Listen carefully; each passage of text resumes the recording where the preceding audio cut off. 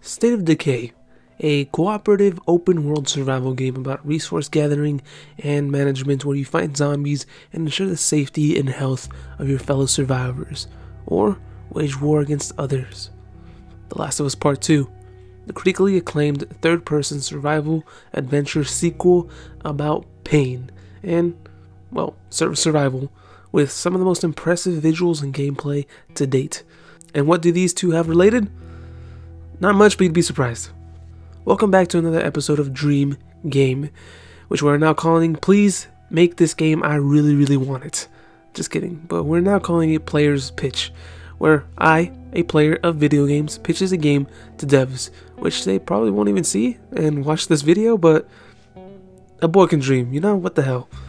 Today we're going to be talking about two games I really enjoyed during 2020, State of Decay 2 and The Last of Us Part 2, and how I kind of want to combine these two games and make this crazy open world survival game with resource management, the character systems of State of Decay, with satisfying and tight gameplay of The Last of Us Part 2, like Metal Gear Survive, but good.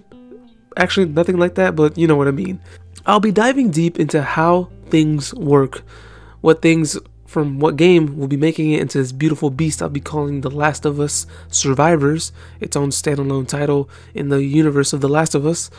We'll be discussing presentation, design for the gameplay itself and for the world, progression and story, and multiplayer. Enough talking, let's get into this beast of a game I've been dreaming up for months ever since I played The Last of Us Part 2. So grab yourself a snack and a drink because this is going to be a big one. I think. I hope not. One of the things The Last of Us Part 2 did so incredibly well was its presentation. The amount of detail in the game was crazy, and its audio design was unlike anything else in the industry thus far.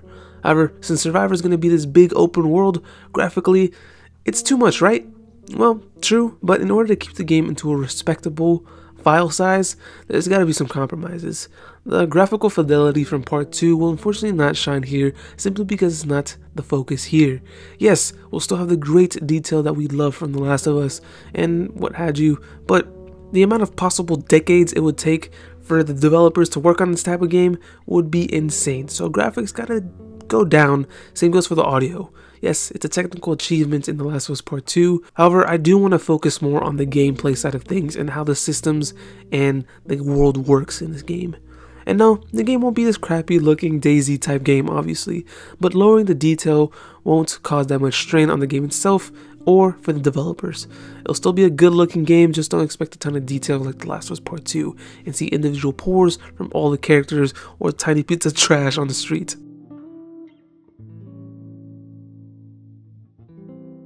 Starting off with the design of the world itself, I was thinking of doing a more State of Decay approach with the Survivors open world, where players have multiple small open worlds to explore. In this case, I want to grant players with 3 open worlds that vary in environmental design. One can be a city map with some outskirts that you can explore, as well as some other buildings and skyscrapers that you can explore, like in The Last of Us Part 2. Another can be more of an open wilderness type, like that one chapter from the first game. A forest of some kind with some mountains here and there, and lastly another area that's more of an open plains field with farms and small towns scattered throughout. You have to use vehicles to travel between each area and each point of interest.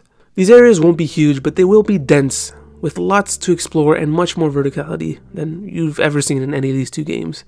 It will be so cool to have a base map as well, with all the locations there. However, you have the option of putting your own markers or points of interest to signify if a location has infected, other survivors, and supplies, more like the Breath of the Wild pins, if you remember those. Players will have a map, however, it won't be full of icons and side quests and markers and stuff like that. Everything is to be explored yourself, encouraging the players to pay much more attention to their surroundings, certain environmental pathfinding, and to lead them to their goals or simply find supplies of what they need. Traversal through these worlds will also be a key factor. You will have vehicles to drive and horses that you can learn to tame to traverse through the much more dense parts of the map, like the city or the forest, and gas will be something that you also need to manage for the vehicles that you drive, like in State of Decay, as well as being able to repair cars out of scrap and materials. Now that we're bleeding more into the gameplay side of things, let's get into that now. Like I said before, I want most of State of Decay's systems, with the majority of it being The Last of Us Part 2's gameplay. Which means gunplay, melee combat, traversal, crafting on the fly, dodging, stealth, and more, all to be incorporated in an open world we can explore for supplies and fight other survivors and infected along the way. I remember initially getting this idea when I played through the California section of The Last of Us Part 2, and wondering how cool it would be if we had this amazing gameplay but in a small open world. Better yet, worlds that connect with each other and that you get to interact with other players, and we'll get to that later on, but you basically get the idea now. Imagine these tense encounters from The Last of Us at a much bigger scale, sandbox wise, leading infected towards enemies, or finding out ways to navigate around hordes or sneak through a camp that you simply don't have the firepower to shoot your way through. A world for a player to explore that adapts to them and with them. I know I've been talking about these two games specifically, but I do also want to mention The Division 2 real quick. In The Division 2, while exploring the world, you will encounter NPCs on supply runs, patrols, or simply exploring by themselves. I want that here. In Survivors, I want it to be in a much more hostile world, where you simply never know who's friend or foe, or whether you want to risk your last bit of ammo to steal supplies from a patrol while you've been desperately searching for water for your own camp. That's right, camps. Camps were a thing in State of Decay where your group would just live there doing their things, and you could swap between anyone there, and each would have their own stats and attributes. Of course, here in Survivors, camps are going to be working very similarly like in State of Decay. Having the option to craft stations that slowly produce certain supplies, an infirmary, beds for your group, even a playroom to distract them, stuff like that, you know. Over time, you're trying to build this camp into something greater with more survivors joining your group. One big difference here, however, is how these NPCs work. You won't be able to play as them since this won't be the exact same system as State of Decay. But one thing I did like that they did was have your group request stuff or activities or missions for you. These mini quests are here to encourage players to explore by having them look for supplies, hunt certain enemies or animals, or simply explore new areas. You can do these on your own, or you might have the opportunity for someone to go with you, whether it's an NPC or another player, but we'll get to that later. Allowing you to have companions during your adventures and exploration, which over time will improve their combat, stealth, and exploration capabilities. Because you can't be the only one doing all of these requests, of course. Once you gain their trust, you'll be able to send them on their own patrols and requests, and doing camp requests like usual, sometimes even seeing them around the world while doing the stuff you told them to do. Depending on how good their survival skills are is what dictates whether they survive on their own and come back alive. Of course, there are these stations that you can build at camps that will improve said survival skills, where you can manage your group on what they do and what is best for the team. Yeah, it's a lot, and it's very ambitious, but this would be such an incredible and interesting system of how things work, especially in a survival game like this. Like the NPCs I just talked to you about, you will be able to improve your skills as well. Now, don't worry, it won't be anything too crazy, like level 50 people and characters that can do crazy abilities or have this laser precision aim. These skills are incremental. It's not a skill tree that you have, but it's more of an overtime buildup of skills that over time will build up your proficiency with certain weapons, mechanics, and more that will improve over time. And yes, this will be your character. In terms of story, there isn't much. You get to make whatever character you want and just go off and explore and improve your combat, traversal, stealth, all of these things, and just be alive and immerse yourself in this world. And just like your character, over time your camp will improve as well, granting you the option to move into bigger areas as camps. However, these bigger camps will make you a bigger threat since you'll be attracting a lot more unneeded attention. I slightly mentioned that yes, there will be enemy NPC survivors doing their own things, having their own camps, and sometimes attacking yours as well. Not only that, but the infected are threats here as well. And both groups will work differently, of course. Not only in how you approach them, but how they approach you.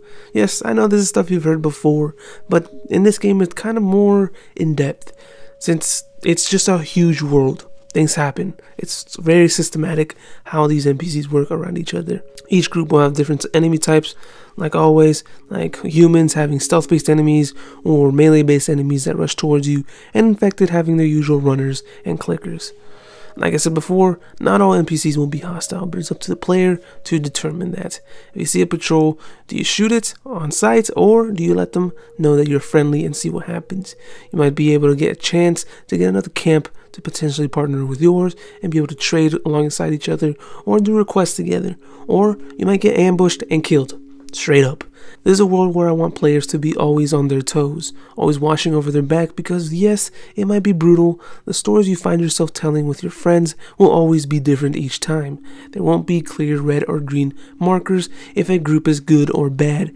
It's up to you to take the risk or simply walk away. Infected, however, won't be too different from The Last of Us Part 2. They're here, and it's up to you how careful you want to be in their approach. Building full of them, or lead them into a camp and loot what remains from the battle that you just caused and pick off survivors here and there. Or maybe even lead them into other players' camps. Yes, there might even actually be other players in the world you explore. Of course, you will have the option to turn off this function and not have any players in your world and just have it on your own and have a nice chill experience on your own. It's not going to be 60 players like running around in GTA. It's going to be kept small for the most part, since an open world isn't too big. So I'd say about 12 to 16 players works pretty good per map or world, however you want to call it.